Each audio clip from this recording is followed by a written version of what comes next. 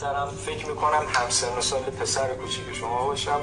احترام شما برای من واجبه، بهتونم احترام میذارم 100%.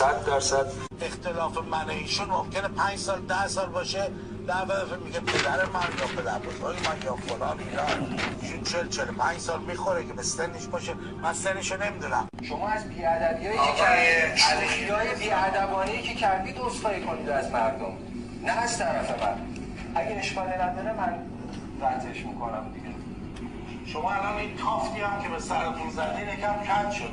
شما اسمش تافت نیست، شما هر وقتی فهمیدید فوکونی که شما گذاشتید، این فوکونی که شما گذاشتید تافت بله گفتید موی شما همه سفید رنگ کردید. تافت مال 50 سال پیشه، مال زمانی که اون دوره اسپری زدی حالا به هم میخوره، ناراحت نکنید. یه سه دو رو میدم بهشون امتیاز 1 میدم.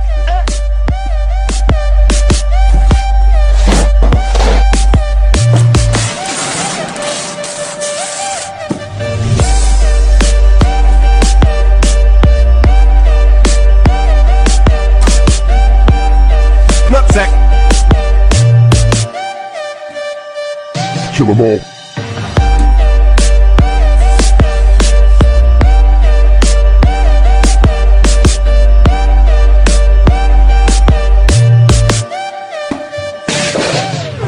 Oh no, no, I don't need nobody, and I don't fear nobody. Oh, I don't go. من دیشب چون یوبس بودم نمره 4 رو به ایشون میدم.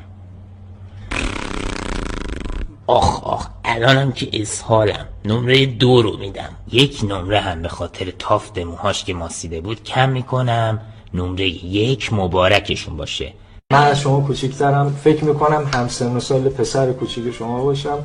احترام شما برای من واجبه، بهتونم احترام میذارم 100%. اختلاف من و ایشون ممکنه 5 سال 10 سال باشه، در دفعه میگه پدر من یا پدر بزرگ من یا فلان اینا، ایشون 40-45 سال میخوره که به سنش باشه، من سنشو نمیدونم. شما از بی‌ادبیایی که کردید، شوخی‌های بی‌ادبانه‌ای که کردید عذرخواهی کنید از مردم، نه از طرف من. اگه اشکالی نداره من قطعش میکنم دیگه. شما الان این تافتی هم که به سرتون زدین یکم کج شد. شما اسمش تافت نیست، شما هر وقتی فهمیدید تو سن و سال شما گذاشتید، این فوکونی که شما گذاشتید تافت زدی، مال گفتین موی شما همه سفید رنگ کردید. شب اول گفتید تافت مال 50 سال پیشه، مال زمانی که اون دوره خب جوانی شما اسپری زدی حالا به هم میخوره، ناراحت نکن. من به خاطری که ایشون هیچ موقع فراموش نکنه. تو فراموش نکن، با این نمراتی که تو دادی یه ملت دارن تو رو نگاه میکنن. الان من تا امروز اینستاگرام نگاه کردم، چیز نزدیک 18,000 تا اومدن کامنت منفی گذاشتن راجب این آقا، راجب همین آقا. خب این آقا یه ذره 18,000 تا کامنت منفی.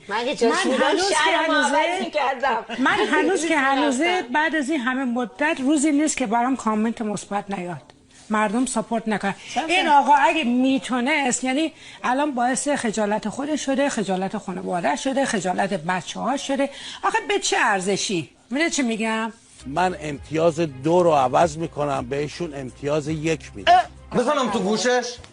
بگیرش با 1,000 یورو به ایشون بدید بره.